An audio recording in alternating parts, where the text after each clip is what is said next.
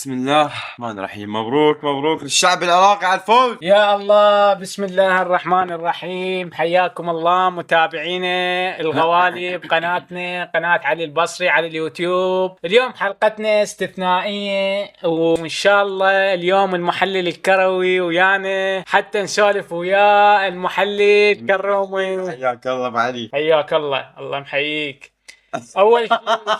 أول شيء أقول لك مبروك لكل عراقي هذا الإنجاز التاريخي اللي انتظرناه بعد غياب 40 سنة. الحمد لله والشكر. الحمد لله عدينا واخذنا تذكرة ورحنا وين؟ مواليد 2006 نزل حق كأس العالم. اي، فاحنا هسه اخذنا تذكرة ورحنا للمونديال لكأس العالم 2026. اي والله الحمد لله. اي هسه انا ارد اسالك، الناس قاعد تسال تقول احنا وقعنا بمجموعه حديديه، فرنسا والنرويج والسنغال. برايك احنا قدها لو لا، لو انا راح نطلع من الدور الاول؟ اوكي، بسم الله الرحمن الرحيم. اول شيء منتخب العراق باخير اخير سنوات منتخب مبدع كلش صراحه. يعني مواليد 2006 واتذكر قبل العراق ايضا كان قوي ابو علي والمتابعين. انا شوف ابو علي، هي المجموعه صعب، يعني احنا راح نواجه فرنسا مو؟ فرنسا بطلة العالم صح، وعندهم اللاعبين سريعين صح. زين احنا شو نسوي ابو علي؟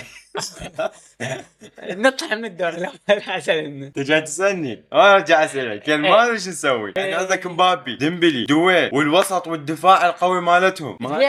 زين احنا اول مباراة راح نطيح ويا النرويج. اول لعبة راح نطيح ويا النرويج. توقعاتكم؟ النرويج عندها هالاند لاعب مرعب، شلون راح نوقفه؟ انا اقول لك شلون راح نوقفه. طير ورا بدراجات ما شوف، عندي طريقة واحدة حتى نوقف هالاند، تدري شنو هي؟ وي اكو مدافع عراقي طويل سلاقة من شو اسمه. شو تقول، يقدر يسيطر عليه؟ لا ما يقدر. زين اكو مدافع حتى هالاند اطول منه. اكام شنو؟ كان رجال يعني. شوف بنية جسم، دافع باللعبة مال بوليفيا وكفى ووفى. شوف هو طويل، يقدر يوقف قدامه، يقدر يسيطر عليه، بس شنو هالاند ما حد يقدر يلز. يعني تخيل فان دايك هذا المدافع الصلب، وساليبا، وروديجر هذا المدافع ريال مدريد العظيم، ما يقدر يوقف. ان شاء الله احنا نقدر نطلع بنتيجة ايجابية قدام النرويج. نقول النرويج ما عندهم بس هالاند، عندهم لواعيب، عندهم اوديغارد، عندهم بعد لواعيب ثانيين معروفين سريعين قويين بدنيا وعقليا وكل شيء.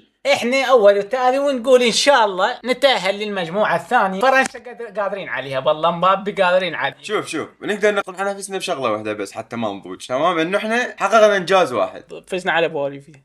ايوه كان الكاس العالم. احنا مو الا ناخذ كاس العالم، المهم نلعب بيه.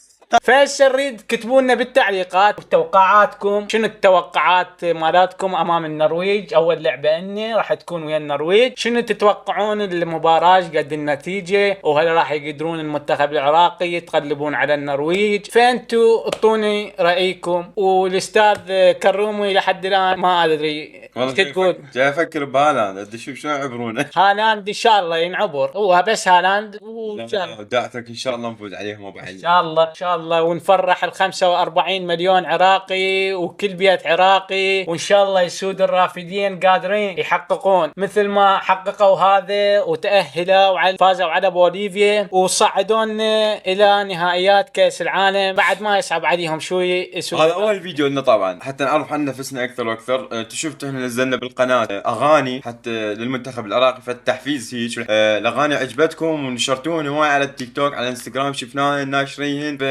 حبينا نصور هيك فيديو حتى شويه ندعم الجمهور العراقي. شلون اقول لكم، لان دائما مثلا عندنا بالسعوديه ما شاء الله اكو اعلاميين عندهم يدعمون البلد يعني باليوتيوب بس، يعني موجود اعلام الحمد لله، بس ما عندنا احد يدعم باليوتيوب هيك شيء. فقلنا خلي ننزل فيديو هم نشوف تعليقاتكم هيك شيء، وهم ندخل بالجو، مو هم يدخلون بالجو. ان شاء الله راح ننزل محتوى ان شاء الله ينال اعجابكم. فاحنا هسه مركزين بس على المنتخب العراقي، وان شاء الله بالفيديو الجاي راح نحلل مباراه فرنسا والعراق ونشوف شنو راح يطلع ويانا، تمام؟ وندخل بتحليل باللاعبين همينه. خوش فكره مو؟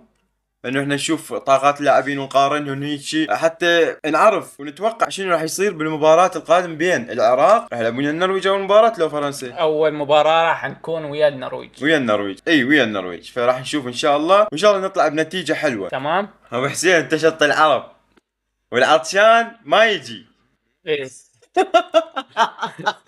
منتخبنا العراقي راح يواجه النرويج الساعة بالوحدة بالليل، يعني الساعة بالوحدة صباحا. راح يكون على ملعب جيليت يوم الاربعاء ان شاء الله. الجولة الأولى يوم الأربعاء المصادف 2026 17/6. فنريد من عندكم الدعاء، وإن شاء الله العراق قادر عليه. هذول يسود الرافدين مو شوية، شوي لا. إن شاء الله يتأهلون. هاي المجموعة الأولى منتهين من عندها إن شاء الله. على اساس فلا تنسون اللايك والاشتراك بالقناة وتفعيل زر الجرس على مود أي فيديو جديد ننزله بالقناة يوصل لكم. في أمان الله. مع السلامة يا اخوان.